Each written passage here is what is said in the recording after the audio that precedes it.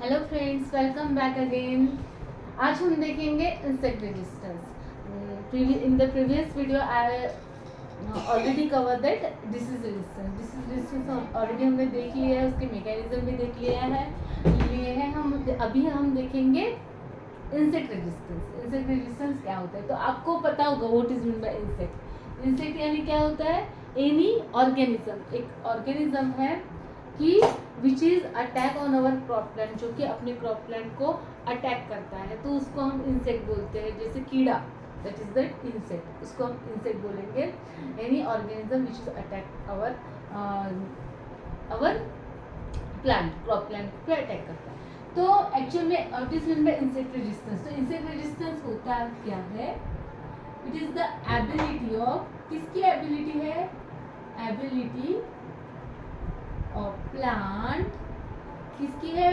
Host plant की ability. Okay, plant या वही है, यानी it's the ability of the host plant. इसे कोई हम होस्ट प्लांट भी लिख सकते हैं। It is the ability of host plant to क्या करने की? विथस्टैंड या फिर ओवरकम करने की, विथस्टैंड रहने की, या फिर अपोज करने की। अपोज करने की एबिलिटी जिसमें होती है, जिस प्लांट में, after attack of the insect, insect attack के बाद, तो उस प्लांट को हम क्या बोलते हैं? Insect resistance. The ability of host plant to withstand, overcome और अपोज द इन्फेक्शन और attack of the insect. Attack of insect के अटैक को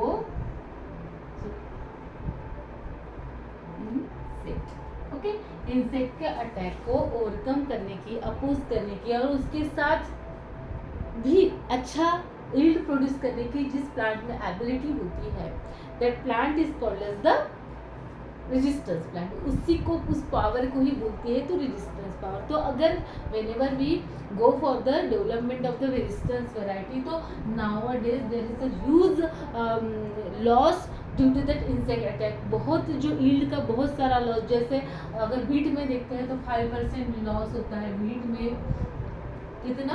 5% लॉस होता है। राइस में अगर देखेंगे तो 26% तक लॉस होता है। आपने आर्मी वर्म का नाम सुना होगा, राइस में जो आता है army worm. It is the look like, it is attack with that like army के जैसे अटैक करता है। आज आप शाम को देखेंगे तो आपका जो फील्ड है बहुत अच्छे से दिखेगा। And whenever we go in that morning, अगर आप मॉर्निंग में जाते हो वही फील्ड में, तो आपको पूरा के पूरा कुछ भी नहीं दिखने वाला। पूरा एकदम से क्या दिख जाता है? तो पूरा के पूरा पूरे प्लांट को ही खाया हुआ रहता है, यानी पूरा आर्मी पूरी अटैक होती है। तो एक रात में, only the night that army worm is attacking that rice in the night season, और वो राइस को पूरा के पूरा क्या कर लेती? इतना सा भी नहीं बचने देती for that farmer.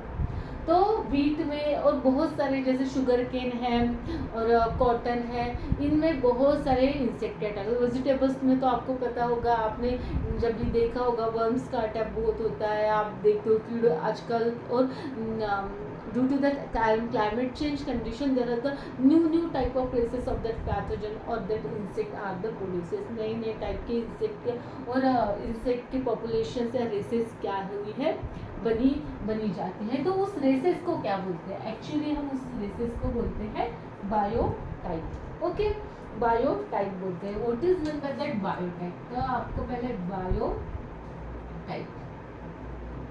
Biotype is the variety of the species of the और strain of the insect। इसको ये क्या है? strain है। किसकी है?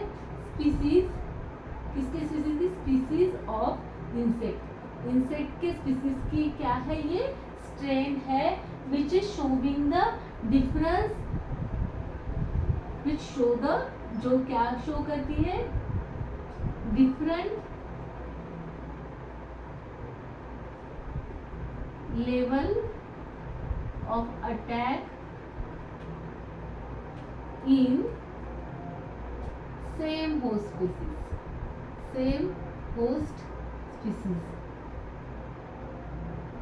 of a species, host species। Okay, same whole species में अगर कौन सा बायोटाइप, कौन सा वाला इंसेक्ट का स्ट्रेन है जो कम अटैक करता है, जो वेरिएशन शो करता है on the level of that attack of that same species, वही स्पीसीज में जो स्ट्रेन होते हैं, वेरिएशंस होते हैं, यानी अलग अलग टाइप के इंसेक्ट्स जिसको हम बोलते हैं biotype. The biotype is the word only utilise for that insect races, variation in that insect we are use that biotype. Okay, तो what is mean by biotype? The biotypes are the biotypes are the strain of a species of an insect which is differentiate their attack in the same species. Okay, जो कि क्या करती है, attack के level में क्या होता है, उसमें डिफरेंस होता है। ओके, उसको हम बोलते हैं बायोटाइप। तो अगर हम on that basis of that attack whenever we go for the divide of that biotype, it can be divided into the 4 types. हम 4 टाइप्स में डिवाइड कर सकते हैं। एक होता है पॉलीफैगी, दूसरा होता है हमारा ओलिगोफैगी,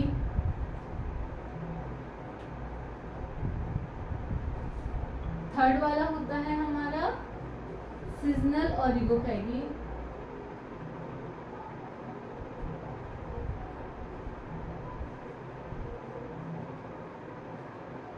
और हमारा लास्ट वाला होता है मोनोफैगी। Okay, on the basis of level of infestation we can be divided that biotypes the 4 different way. Okay, तो पॉलीफैगी हम किसको बोलते हैं? एक्चुअल में पॉलीफैगी is shows the which attack the large number of variations of the species, meaning बहुत सारे species को अगर वो अटैक कर पाता है वो वाला बायोटाइप, तो उसको हम बोलेंगे polyphagy. Means the same species of that biotype, एक ही स्पीसीज है बायोटाइप की, स्पीसीज ऑफ बायोटाइप, एक species of biotype attack on the number of species of the host plant, attack on number of species of host plant. Okay, host plant के बहुत सारे species को एक ही काफी होता है। ओके, एक ही काफी होता है। जैसे एफिड्स जैसिड्स है, कौन से क्रॉप में आते हैं, कॉटन में आते हैं, अपने ब्रिंजल में, या फिर चिली में, टमाटो में, like that one biotype, one type of race can attack the huge number of the variation of that host, बहुत सारे host को क्या करेगी, अटैक करेगी। ऑलिगो बोले तो एक या दो पे डिपेंड रहेगा, या फिर फ्यू स्पीसीज। ओके, एक ही race of plant depend on the few species. Attack किसको करती है, कम फ्यू स्पीसीज को अटैक करती है। Okay, few species of host plant के फ्यू स्पीसीज को अटैक करेगी। ओके, उसको ओलिगोफैगी बोलते हैं, यानी एक नहीं रहेगा तो चलो फिर दूसरे से काम चला लेते हैं, like that. Okay, this is called as the oligophagy. वही अगर मोनोफैगी की हम बात करेंगे तो it's totally depend on the one species of the crop plant, एक ही स्पीसीज के ऊपर डिपेंड रहेगी, only one species of plant. Okay, जैसे कि मैंने बताया, जैसे आदमी मम्मी the rice totally depend on that rice, जैसे राइस के ऊपर डिपेंड होती है।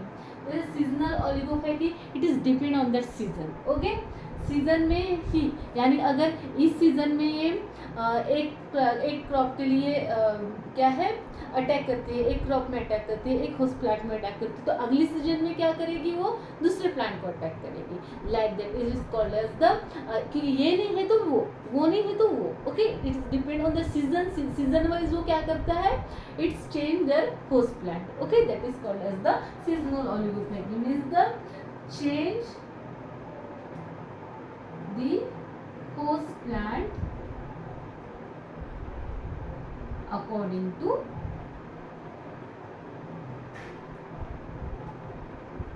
season. Okay, तो दिस और regarding to that of biotype के टाइप से हमने बहुत छोटे लेवल पे देखे हैं।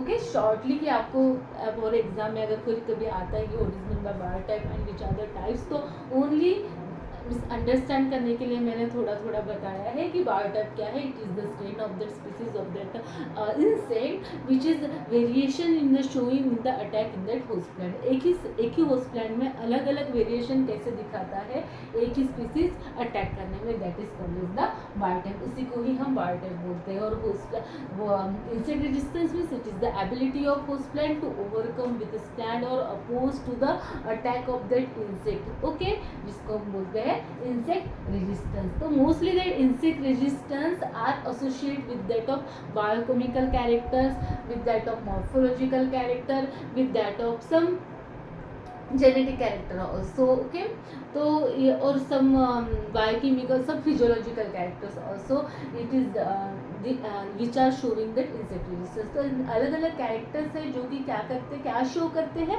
इंसेक्ट रेजिस्टेंस शो करते हैं, जिसके के ऊपर हम किसको डिवाइड करते हैं, इंसेक्ट मैकेनिज्म को. तो हम देखेंगे, क्या देखेंगे, what is mean bye insect mechanism, क्या होता है और कौन से टाइप्स के इंसेक्ट मैकेनिज्म होते हैं. तो एक्चुअल में जो इंसेक्ट मैकेनिज्म्स है, ओके, तो this are the 4 types of insect mechanism. 4 types के अपने पास इंसेक्ट मैकेनिज्म है. पहला होता है जो मेन इंपॉर्टेंट वाला इंसेक्ट्स में है, वो है non preference. Non preference, okay, non preference. उसी को ही हम बोलते हैं एंटीजेनोसिस एंड नॉन एक्सेप्टेंस. इसी को ही हम बोलते हैं नॉन एक्सेप्टेंस और एंटीजेनोसिस. ओके, इसी को ही हम बोलते हैं नॉन प्रेफरेंस को. तो एक्चुअल में सबसे प्रॉपर वर्ड अगर हम देखेंगे तो नॉन एक्सेप्टेंस है. तो क्यों, what happening in that non preference में होता क्या है एक्चुअल में. तो नॉन प्रेफरेंस में ये होता है कि अगर एक रेसेस है, इट इज द रेसेस और strain of that insect, if it is attack on that host plant, तो वो क्या हो जाएगा, होस्ट प्लांट के ऐसे कुछ तो भी फीचर्स होंगे जिसके कारण क्या करेगा, it will avoid to attack of that plant. तो उसको अच्छा नहीं लगेगा, वो बोलेगा इस प्लांट को छोड़कर मैं बाकी प्लांट में रहूँगा, बाकी प्लांट में रिप्रोड्यूस करूँगा, बाकी प्लांट में ही मेरी ग्रोथ और डेवलपमेंट होगी, ये प्लांट में छोड़ दूँगा क्योंकि इस suppose they are the hairiness, suppose more of the physiological some morphological characters are showing that non-preference. Non-preference means the, किसको हम बोलेंगे non-preference, it is the unacceptable or non-acceptable features of that host plant.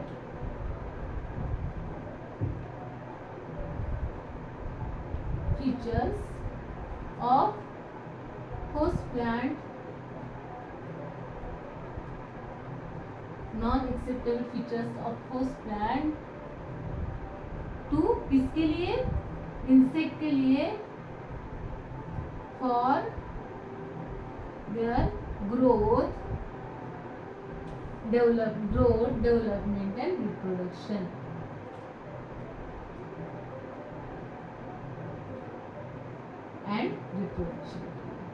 Okay, इसको हम बोलेंगे reproduction. Okay, means क्या होता है इसमें, अगर ये हमारा प्लांट है और ये हमारा दूसरा प्लांट है, लेकिन इसमें ना सपोज फॉर एग्जांपल में ले लेते हैं, अगर हमारा क्या है, स्टेम बोरर है, स्टेम बोरर को इसको अटैक करना है, ये हमारी रेजिस्टेंस वैरायटी है, ये हमारी ससेप्टेबल वैरायटी है.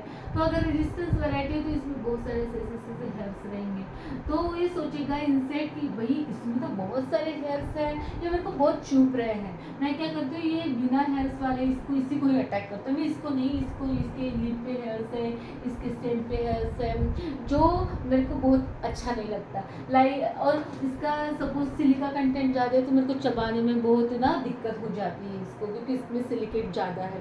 Like that features are showing the resistance. तो ये से कुछ फीचर्स रहेंगे किसका प्लांट में, रेजिस्टेंस प्लांट में, जिसके वजह से क्या करेगा, that insect is not accept that plant as a host, उसी को एक्सेप्ट ही नहीं करेगा कि तू मेरा होस्ट है करके, मैं तेरे को खाऊंगा करके मैं तेरे को नहीं खाऊंगा, तू दिखने में अच्छा नहीं है, तेरा कलर अच्छा नहीं है, तेरे जो ऊपर ऊपर जो हेयर्स है वो कांटे जैसे मेरे को चुभते हैं, तेरा जो तेरे से जूसी, तेरे में जूसी नहीं है, जो मेरे को जूस जैसे एपिड्स वगैरह बोलेंगे, एपिड्स वगैरह क्या कहते हैं सकिंग टेस्ट है, तो बोलेंगे तेरे यार जूसी नहीं है तो क्या शक करे तेरे को, बाकी वाला जो प्लांट है वो बहुत ऐसा मस्त टेंडर है, टेंडर वाला है जिसमें बहुत क्या है, it's having the lower silicate content और इसमें ना कोई हेयर है ना कोई कुछ है, तो ये क्या हो जाएगा, ये प्लांट हो जाएगा ससेप्टेबल और ये प्लांट हो जाएगा रेजिस्टेंस। और अगर हमें रेजिस्टेंस वैरायटी बनानी है तो हम क्या करेंगे, अगर whenever we go for the resistance variety development for the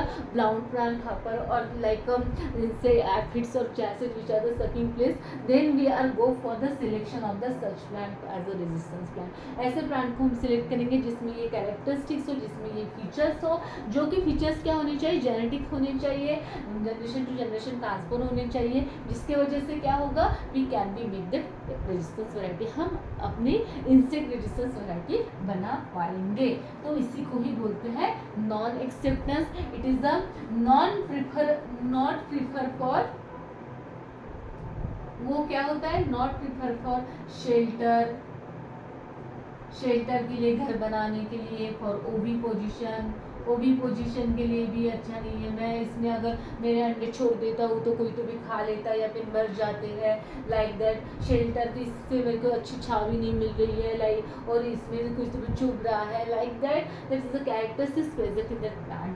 तो मोस्ट ऑफ द जो फीचर्स है वो कौन से वाले फीचर है, नॉन प्रिफरेंस के फीचर्स होते हैं इंसेक्ट रेजिस्टेंस, यानी it is the most important mechanism for whenever we go for the resistance variety development. अगर मेरे को रेजिस्टेंस वैरायटी बनानी है तो I will go for the selection of the such plant which having such characters, ऐसे जिसमें characters होंगे वैसे प्लांट को मैं सिलेक्ट करूंगी ताकि वो इंसेक्ट रेजिस्टेंस बने, वो वैरायटी में इंसेक्ट कम से कम आए या फिर नहीं आए। तो इसी को ही बोलते हैं नॉन प्रिफरेंस, नॉन एक्सेप्टेंस और antixenosis. It is antixenosis means it is not good for their shelter, for their oviposition, for their reproduction के लिए उसको अच्छा नहीं लगता है। सपोज एक हाथ घर है तो उसको अच्छा नहीं लगता है, तो लाइक शेल्टर के लिए, वो रहने के लिए अच्छी जगह अच्छा प्लांट नहीं है, ओवी पोजीशन के लिए अच्छा प्लांट नहीं है, इसको बोलते हैं एंटीजिनोसिस। और नॉन एक्सेप्टेंस एक्सेप्ट ही नहीं करता है, उसी को ही बोलते हैं नॉन प्रिफरेंस। और नॉन प्रिफरेंस एक्चुअल में जो नॉन प्रिफरेंस होता है तो हम नॉन प्रिफरेंस कब यूज कर सकते हैं, whenever if that plant that strain is going to die due to that non availability of that food, and if he has no any option, they go for the eating that plant, इसको बोलते हैं non preference. और actual में non preference और non acceptance थोड़ा difference होता है। Non preference हम किसको बोलेंगे, व्हेन सपोज ये प्लांट है लेकिन ये ऐसा है, लेकिन अभी दूसरा वाला प्लांट ही नहीं है, दूसरा भी है तो ऐसा ही है, तीसरा भी है तो ऐसा ही है, चौथा भी है तो ऐसा ही है, ओके, ऐसा ही पूरे के पूरे प्लांट ऐसे ही। अब बेचारा इंसेक्ट करेगा तो क्या करेगा, इसको जीना है तो उसको खाना ही पड़ेगा।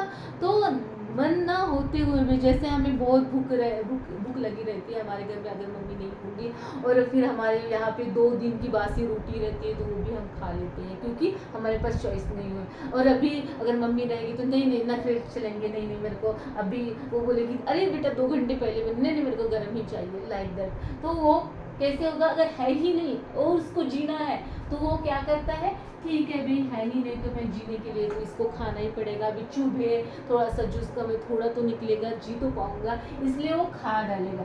तो इसी को ही बोलते हैं non preference. Non prefer means पहले प्रीफर नहीं करेगा, ओके, लेकिन बाद में उसके पास चॉइस है तो प्रीफर नहीं करेगा। लेकिन अभी चॉइस ही नहीं है, भाई तेरे को जीना है तो खा नहीं तो मरो, तो वो बोलेगा ठीक है भाई खाता हूँ, तो उसको ही बोलते हैं नॉन प्रीफरेंस। उसी को ही बोलते हैं non preference. Non preference means the whenever if he don't have the suitable host for eating, then it will go for the for the hosting of the such non preferable plant. Okay, इसको बोलते हैं non preference. और non acceptance क्या हो जाएगा?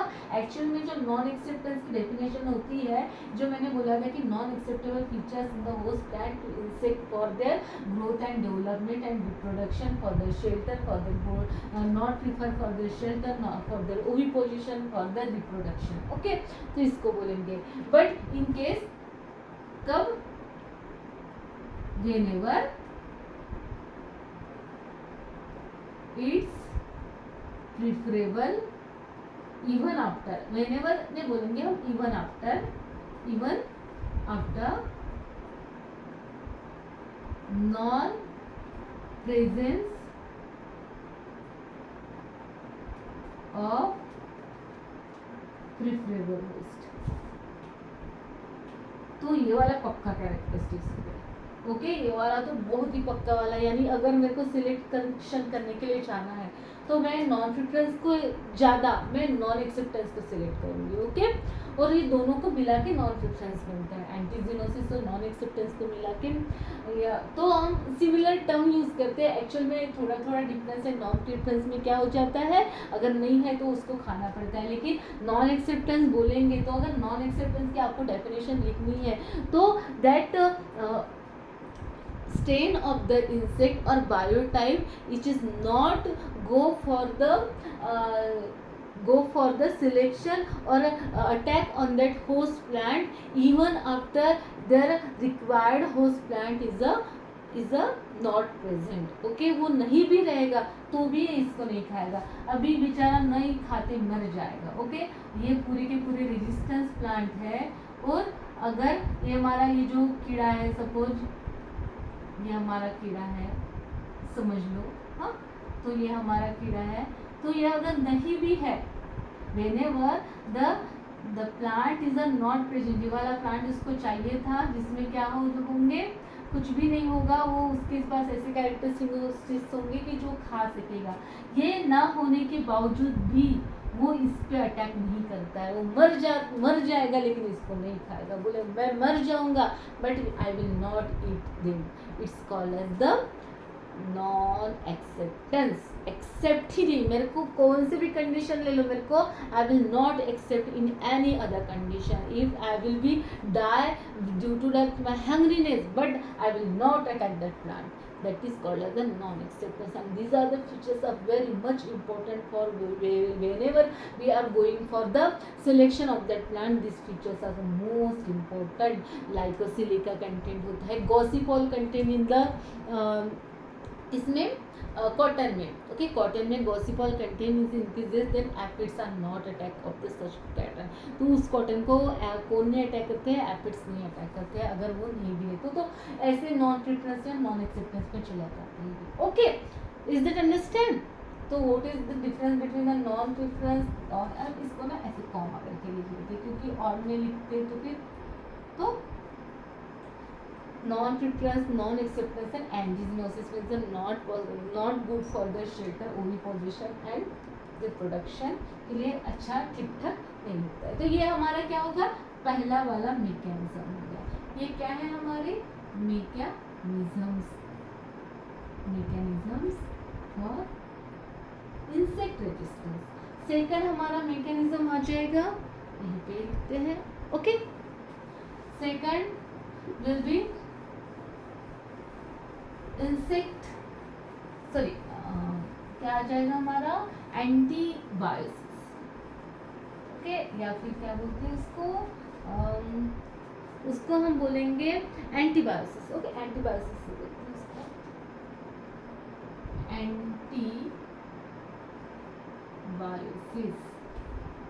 तो okay, जो हम पहला वाला देखा था non preference, non acceptance, there are the morphological characters are mostly responsible for the non acceptance and non avoidance. के लिए जो मॉर्फोलॉजिकल कैरेक्टर होते हैं वो ज़्यादा इंपॉर्टेंस होते हैं। अभी हम देखेंगे एंटीबायोसिस। एंटीबायोसिस यानी हम लेते हैं ना, कभी क्या लेते हैं हम, जब हमें बुखार आ जाता है हम क्या लेते हैं, एंटीबायोटिक्स लेते हैं, यानी हमारे इसके जो कीड़े वगैरह कुछ मर जाए। तो क्या होता है इसमें, in that antibiosis antibiosis whenever that strain of the किसका insect का the strain of the insect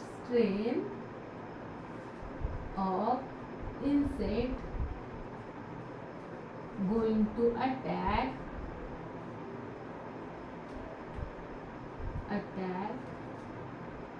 or attack to resistance plant,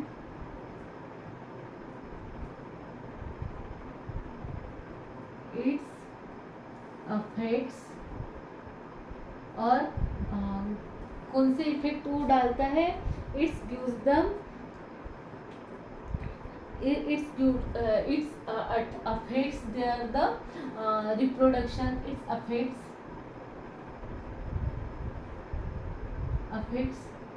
their growth, development, adverse effect, हम इसको अफेक्ट्स से ज़्यादा हम एडवर्स इफेक्ट बोलेंगे. Okay, adverse effect on growth, development and reproduction of the insect.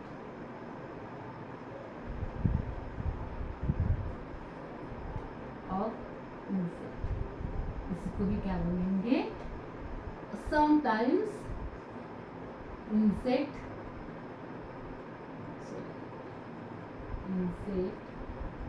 may die also.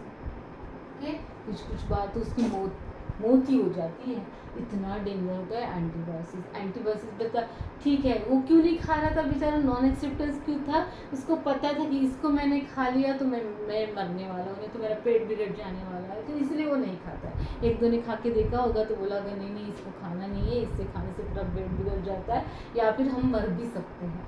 तो it is actually में होता है कि antibiosis when the strain of the insect going to attack of the resistance host their adverse effect, जो अगर खा लेगा, अगर ये हमारा प्लांट है और इस प्लांट को अगर ये इसमें क्या है, कुछ तो भी रेजिस्टेंस पावर है, कुछ तो भी बायोकेमिकल है कि जो प्रोड्यूस करता है कि अगर उसने खा लिया इंसेक्ट ने तो इंसेक्ट मर जाएगा. ओके, जैसे हम ये किसका हो जाएगा, सपोज ये हो गया अपना इसका ले लो कॉटन का, तो कॉटन में अगर गॉसिपॉल है तो अगर गॉसिपॉल कंटेंट ज़्यादा है, जो बायोकेमिकल है इसमें बहुत सारा है, अगर इसको इंसेक्ट ने खा लिया तो बेचारे इंसेक्ट का पेट क्या हो जाएगा, गड़बड़ा जाएगा, पेट विल बी गड़बड़ा, उसका डाइजेस्टिव सिस्टम क्या हो जाएगी, कुछ तो भी प्रॉब्लमेटिक हो जाएगी, या फिर क्या हो जाएगा, it can be die also, it can not be reproduce, sterile बन जाएगा, रिप्रोड्यूस नहीं कर पाएगा, वो अच्छे से एग नहीं दे पाएगा, ऐसा कुछ तो भी होगा उस कंटेंट, उसमें जो कंटेंट है, क्योंकि ये क्या प्लांट है, ये रेजिस्टेंस प्लांट है. रेजिस्टेंस क्यों है, क्योंकि उसके पास ऐसा कुछ तो भी कंटेंट है जिसके खाने से इंसेक्ट एक तो मर भी सकता है, ना उसकी ग्रोथ थम जाएगी, नहीं तो फिर क्या हो जाएगा, it will can be make the sterile, वो स्टेराइल बन जाएगा, वो रिप्रोड्यूस नहीं कर पाएगा, उसके बच्चे नहीं बना पाएगा.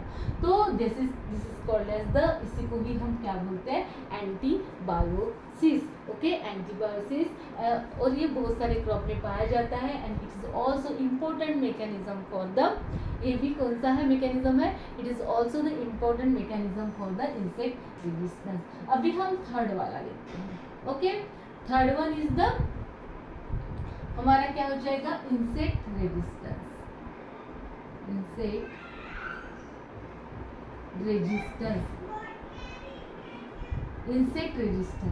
इंसेक्ट रेजिस्टेंस हम किसको बोलेंगे, या फिर इसी को ही हम बोलेंगे टॉलरेंस. टॉलरेंस हम किसको बोलते हैं, when the resistance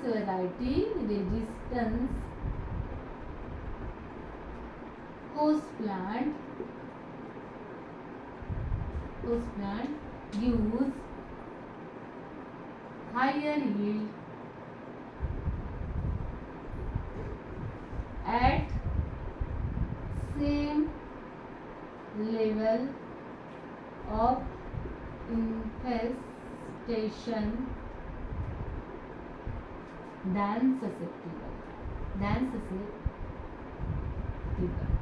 ओके, यानी इसमें क्या होता है, इंसेक्ट रेजिस्टेंस कैसा होता है, अगर भाई उस प्लांट को खा भी लिया, ओके, उसको खा भी लिया और या फिर उसके ऊपर ओविपोजिशन कर दिया या फिर उसके ऊपर रिप्रोड्यूस होना चालू कर दिया इंसेक्ट ने, तो भी उसके ईल्ड को कोई फर्क नहीं पड़ने वाला है, क्योंकि वो रेजिस्टेंस है। वही अगर ससेप्टिबल प्लांट है तो वो अपना ईल्ड क्या कर लेगा, लॉस कर देगा, वो खुद को मार देगा, अपना ईल्ड ही लॉस कर देगा। और वही दूसरा वाला बेचारा प्लांट है, यानी देखो ये दो प्लांट्स है, there are the two plants are present, एक में तो क्या हुआ, एक ये वाला क्या है, सपोज ये वाला रेजिस्टेंस है, ये वाला ससेप्टिबल है, ओके, ये वाला प्लांट रेजिस्टेंस है और ये वाला ससेप्टिबल है।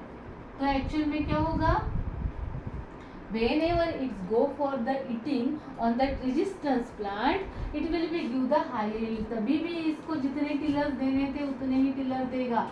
वही अगर ससेप्टिबल वाला है तो ये बेचारा मर जाएगा, ड्राई हो जाएगा या फिर यील्ड ही नहीं दे पाएगा। और इसके ऊपर भी, यहाँ पे भी इंसेक्ट ने अटैक कर लिया है, यहाँ पे भी इंसेक्ट्स है और यहाँ पे भी इंसेक्ट्स है, ये इंसेक्ट्स है यहाँ पे और यहाँ पे भी इंसेक्ट्स है, ओके। तो भी ये क्या हुआ, रेजिस्टेंस प्लांट ने जितना ईल्ड देना था उतना ही दिया। और वही अगर ससेप्टिबल प्लांट की हम बात करते हैं तो ससेप्टिबल ने क्या किया, that plant loss their yield at a same level पर। यहाँ पे भी 3 इंसेक्ट हमें दिखा, यहाँ पे भी 3 इंसेक्ट हमें दिखा, सेम लेवल ऑफ इंस्पेक्टेशन इसको हम बोलते हैं।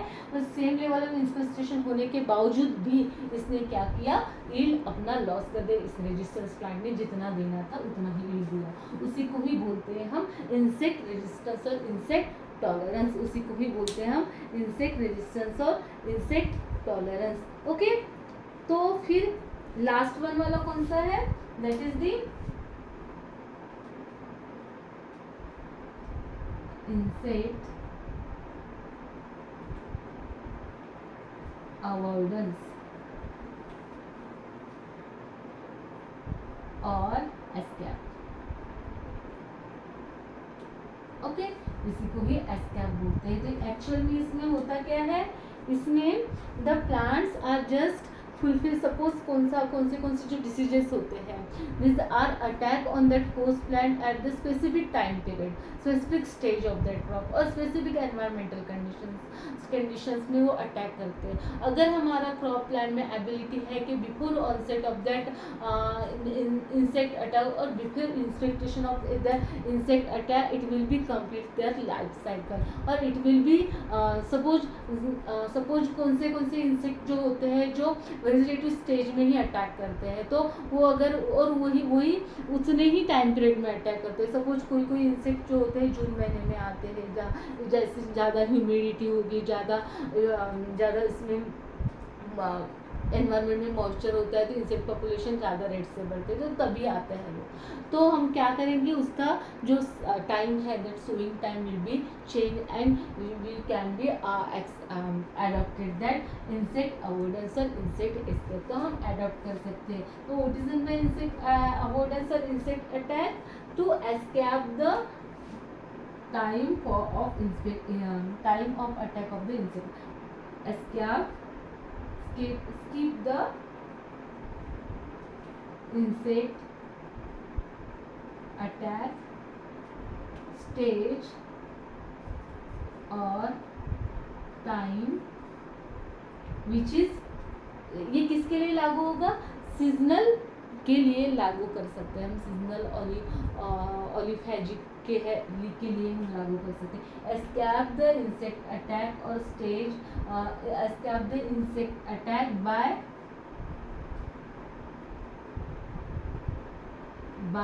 और एस्केप और avoid the insect attack by complete the host plant life cycle और stage in time before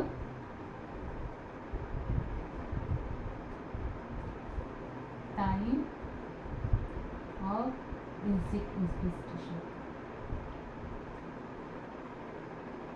before बोल सकते हैं या फिर आफ्टर बोल सकते हैं, लेकिन उस टाइम में नहीं आएगा। एक तो पहले उसका लाइफ साइकिल या फिर वो स्टेज कंप्लीट हो जाएगी, या फिर उस टाइम के बाद में कंप्लीट होगी। एक तो लेट वाला होगा एकदम से, या फिर एकदम से अर्ली वाला होगा, तो वो मिसमैच करेगा। It will get mismatch the time of the attack. ये क्या हो जाएगा, बिफोर बोलने से अच्छा है mismatch the time of insect infestation. Time को, इंसेक्ट इन्फेस्टेशन के टाइम को मिसमैच करेगा, उसी को ही बोलते हैं हम क्या, इंसेक्ट अवॉइडेंस और इंसेक्ट एस्केप। तो ये 4 मैकेनिज्म्स है जिसका यूज़ करके हम क्या कर सकते हैं। अगर ये मैकेनिज्म हमारे क्रॉप में है, हमारे प्लांट में है, then we can be go for the development of the insect resistance variety. तो ये मैकेनिज्म्स है।